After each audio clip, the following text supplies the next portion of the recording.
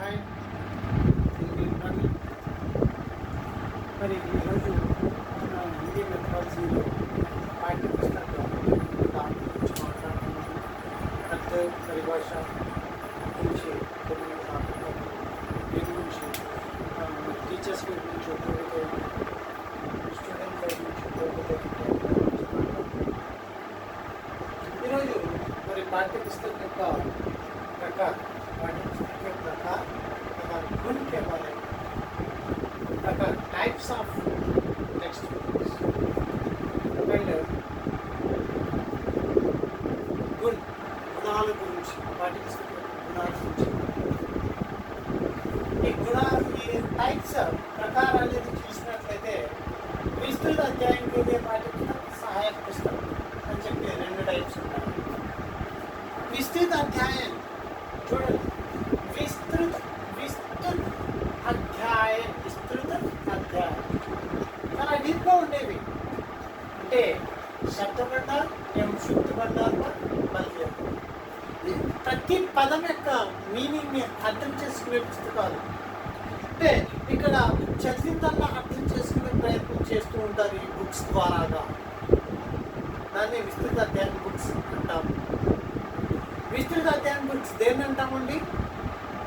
శబ్దాల యొక్క మీనింగ్ని తెలుసుకోవడం, అర్థాల యొక్క మీనింగ్, ప్రతి శబ్ద యొక్క అర్థాన్ని తెలుసుకోవడం, అలాగే ప్రతి సూక్తి యొక్క అర్థాన్ని తెలుసుకోవడం, ప్రతి లైన్ యొక్క అర్థాన్ని తెలుసుకోవడం,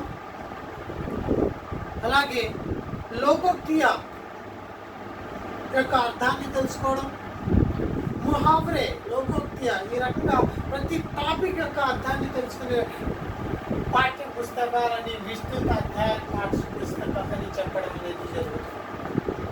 మరి సహాయక పుస్తకం అంటే ఏంటి? జస్ట్ హెల్ప్గా ఉండేవి, లైక్ నాన్ డీటెయిల్ బుక్స్. అంటే ఇక డీటెయిల్ అనేది ఉండదు, జస్ట్ చదవడంలో తీవ్రగతి, అంటే చదివే థియరీలో గతి, ఓరల్ రీడ్లో గతి పెంచడానికి. చూడండి, తీవ్రగతి సే వాచన్ కా అభ్యాస్ కరం. తీవ్ర అంటే కొంత స్పీడ్గా చదివే ప్రయత్నం చేయడానికి వాడే బుక్స్ ఏవైతే ఉంటాయో వాటిని సహాయక పుస్తకాలు అని చెప్పడం అనేది జరుగుతుంది. బుక్స్ టూ టైప్స్, రెండే రకాలు. ఒకటి విస్తృత అధ్యాయం, రెండోది సహాయక అధ్యాయం. సహాయక అధ్యాయం అంటే నాన్ డీటెయిల్ లాంటివి, అంటే చదవడానికి కొంత స్పీడ్ని పెంచడానికి, దాంట్లో మీనింగ్స్ అర్థం చేసుకోవాలి, లేకపోతే దాంట్లో ఇచ్చిన ప్రతి లైన్ని అర్థం చేసుకోవాలి అనే అవసరం ఉండదు. మరి ఎక్కడైతే శబ్ద బండర్, శుద్ధి బండర్, లోకోక్తి దీని మీద ఆధారపడుతున్నాడో, ప్రతి లైన్ యొక్క మీనింగ్ని అర్థం చేసుకునే ప్రయత్నం చేస్తాడో వాటిని విస్తృత అధ్యాయం పుస్తకాలు. నెక్స్ట్ గుణాల దగ్గరికి వస్తే బాహ్య గుణ, ఆంతరిక గుణ. పాఠ్య పుస్తక బాహ్య గుణ, పాఠ్య పుస్తక ఆంతరిక గుణ ముందు ఇలా నేర్చుకోవాలి. ఆ డెఫినేషన్ తర్వాత ముందు ఇలా నేర్చుకోవాలి. అంటే ఇలా గుర్తుండాలి. పాఠ్య పుస్తక బాహ్య గుణ, पुस्तक का नाम, उपयोगी चित्र, मुद्रण, आवरण, कागज, जिल्द और मूल्य ఇవన్నీ పాఠ్య పుస్తకానికి సంబంధించిన బాహ్య గుణాలు. आंतरिक गुण उपयुक्तता, क्रम का होना, अभ्यास, सार्थकता, रोचकता, उचित परिमाण में कविताओं का होना, विषय में विविधता रहना, भिन्न प्रदेशों से संबंध होना, साहित्य के सभी धाराओं का समावेश रहना, मौलिकता की रक्षा करना, रचनाओं का आकार होना. ఇది आंतरिक गुण. पुस्तक का नाम, उपयोगी चित्र, मुद्रण, आवरण, कागज, जिल्द और मूल्य.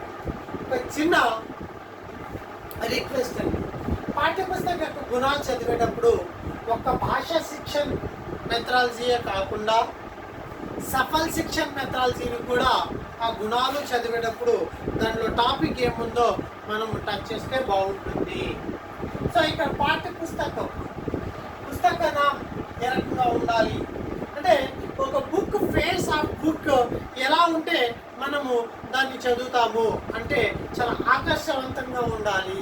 అంటే బుక్ చూడంగానే వా ఇంత బాగుందా అనిపించేటట్టు ఉండాలి. సో ఈ రకమైన పుస్తకాల్ని మనకి ఇంటర్నల్గా చదవాలనే ఆలోచన వస్తుంది. కానీ మరి నేడు పుస్తకాలు ఎలా ఉన్నాయిరా అంటే భాగ్ 1 భాగ్ 2. సో ఈ రకంగా ఎటువంటి ఆకర్షణ లేకుండా ఉండడంతో మరి పిల్లలు కూడా దాన్ని ఏ రకంగా చదువుతున్నారు అంటే పరీక్షా के स्तर के अनुसार पढ़कर बाजू रख देते हैं. అంటే పరీక్షలకు సంబంధించిన అనుకరణ చేస్తూ దాన్ని చదవడము, దాన్ని పక్కన పెట్టడం అనేది జరుగుతుంది. ఉపయోగి చిత్ర చూడ పుస్తకాల చాలా ఆకర్షకమైన మరి ఈ రోజుల్లో ఎలా ఉంటుందో తెలుసుకున్నాం. ఉపయోగి చిత్ర అంటే ఒక పాఠ్య పుస్తకంలో ఏ రకమైన చిత్రాలు ఉండాలి, ఏ రకమైన పిక్చర్స్ ఉండాలి అంటే ఒక పిక్చర్ని చూడంగానే ఆ టెక్స్ట్ బుక్ ఆ లెసన్ యొక్క కాన్సెప్ట్ని అర్థమయ్యేటట్టు ఉండాలి. ఆ రకంగా ఉంటే చాలా స్పీడ్గా మరి దాని యొక్క ఉపయోగిత అనేది ఉంటుంది. మరి ముద్రణ అనేది చూసినట్లయితే ప్రింటింగ్ చాలా చక్కగా ఒక ఆకారంలో మరి ఎంత సైజులో ఉండాలనేది కూడా సఫల్ శిక్షణలో ఉంది. మరి దాన్ని మనం అలాగే మరి మాధ్యమిక అంటే చిన్నపిల్లల యొక్క ముద్రణ ఏ రకంగా ఉండాలి అంటే గహరీ నీలి అధిక అంటే చిన్నపిల్లలు దేన్ని ఇష్టపడతారు అంటే గహరీ నీలిలో ఉండే మరి కలర్ని వాళ్ళు చదవడానికి ఇష్టపడతారు. చిన్నపిల్లల యొక్క పుస్తకాల్లో గహరీ నీలి అనే కలర్ని వాడితే బాగుంటుంది. అలాగే మరి ముద్రణ చిత్ర ముద్రణ అయిపోయింది కదా. ఆవరణ అంటే ఫ్రంట్ ఆఫ్ పేజ్ ఎలా ఉండాలి, డిజైనింగ్ ఎలా ఉండాలి, పేరు గురించి చెప్పుకున్నాము. పేరు అట్రాక్టివ్గా ఉండాలి, పేరేమో ఇలాగా భాగ్ 1 భాగ్ 2 అని చెప్పి ఉండకూడదు. సో చాలా చక్కగా ఒక ఇదిగా ఉండాలి. మరి ఆవరణ ఫస్ట్ పేజ్ డిజైనింగ్ ఎలా ఉండాలి, మరి చిన్నపిల్లలకైతే మరి ఏ రకంగా ఉంటుంది డిజైనింగ్ అంటే వాళ్ళకి చాలా రంగుబిరంగ కలర్స్తో నిండి ఉన్న వాటిని వాళ్ళు ఇష్టపడతారు. అలాగే మరి ప్రకృతి సంబంధమైన సాదా సీదాగా ఉండే వాటిని ఇష్టపడేది మాధ్యమిక ఆయువు. సో ఆయువుకి తగ్గట్టుగా చిన్నపిల్లలకి సంబంధించిన బుక్స్ చిన్నపిల్లల కవరేజ్ పేజ్ కవరేజ్లా ఉండాలి. మరి మధ్య తరగతి అంటే ఈ ఎవరైతే మాధ్యమిక శిక్షకి చదివే వాళ్ళు ఉంటారో వాళ్ళకి సంబంధించిన కవరేజ్ వాళ్ళకి సంబంధించింది మరి సాదా తథా కళాత్మక ఆవరణ హోనీ చాహియే. అలాగే మరి కాగజ్ ఏ రకంగా ఉండాలి అంటే కాగజ్ మరీ లైట్గాను ఉండకూడదు, మరీ పల్సగాను ఉండకూడదు, మరీ డార్క్గాను ఉండకూడదు. అలా అని చెప్పి దాని యొక్క ప్రభావం మన కళ్ళ మీద పడేంత మెరుపుదనం కూడా కాగజ్లో ఉండకూడదు. పేజ్ అన్నమాట. జిల్ ఆర్ మూల్య. జిల్ అంటే ఏంటి, కాగజ్ చెప్పుకున్నాం. జిల్ అంటే ఏంటి, బైండింగ్. మూల్య అంటే ఏంటి, కాస్ట్. సో మరి ఎక్కువ కాస్ట్ ఉండకూడదు, బుక్కి తగ్గట్టుగా కాస్ట్ ఉండాలి, కాస్ట్ ఆఫ్ ప్రైజ్. జిల్డ్ బైండింగ్ కూడా అలాగ మధ్యగుట్టు తీయంగానే బుక్ విడిపోయేటట్టు కూడా ఉండకూడదు. బైండింగ్ కూడా చాలా చక్కగా ఉండాలి. ఇవన్నీ కూడా పాఠ్య పుస్తకానికి సంబంధించిన బాహ్య గుణాలని చెప్పుకోవచ్చు. పుస్తకానాం అట్రాక్టివ్ రూప్ సే హోనీ చాహియే. ఉపయోగి చిత్ర అవసరమైన చిత్రాలు పాఠానికి తగ్గట్టుగా పాఠం అర్థం చేసేటట్టుగా ఉండాలి. ముద్రణ బ్లాక్ ఇంక్తో ముద్రించాలి. చిన్నపిల్లలకైతే గైరీ నీలితో. ఆవరణ ఫస్ట్ పేజ్ అట్రాక్టివ్గా ఉండాలి. చిన్నపిల్లలకి రంగు బిరంగ तथा माध्यमिक कक्षाओं के लिए सादा एवं कलात्मक रूप से होनी चाहिए. कागज అంత దల్సర్గా ఉండకూడదు, అంత లైట్గాను ఉండకూడదు. దీనిపైన సఫల్ శిక్షణలో చాలా డీప్గా ఇవ్వడం అనేది జరిగింది. దాని గురించి కూడా మనం తర్వాత డిస్కస్ చేద్దాము. జిల్ ఆర్ మూల్యం బైండింగ్ చక్కగా ఉండాలి. కాస్ట్ ఆఫ్ ప్రైస్ మరి చాలా చక్కగా ఉండాలి. నెక్స్ట్ ఆంతరిక గుణ్. నెక్స్ట్ ఏంటండి, ఆంతరిక గుణ్. ఉపయుక్తత, क्रम का होना, अभ्यास, सार्थकता, रोचकता, उचित परिणाम में कविताओं का होना, विषय में विविधता होना, भिन्न भिन्न प्रदेशों से संबंध होना, साहित्य की सभी धाराओं का समावेश, मौलिकता की रक्षा, रचनाओं का आकार. చూడండి, ఉపయుక్తత అంటే ఏంటి? పాఠ్య పుస్తకంలో మరి ఆ పిల్లలకి తగ్గట్టుగా మన టాపిక్ని ఉంచడం అనేది జరగాలి. లైక్ ప్రైమరీ లెవెల్ వాళ్ళకి అప్సరల కథలు అంటే చాలా ఇష్టపడతారు, అదే వాళ్ళ యొక్క ఉపయుక్తత. మరి మాధ్యమిక వాళ్ళు జీవని జాన్వరంకి కథ అంటే జంతువుల గురించి జీవని గురించి ఇష్టపడతారు. ఇదంతా కూడా ఉపయుక్తత కిందకే వస్తుంది. అలాగే क्रम का होना, पाठ्य पुस्तक में विषय एक क्रमानुसार होनी चाहिए. ఒకదాని తర్వాత ఒకటి చాలా చక్కగా ఇంటర్లింకేజ్ రిలేషన్స్ తోటి ఉండాలి, కన్ఫ్యూజన్లా ఉండకూడదు.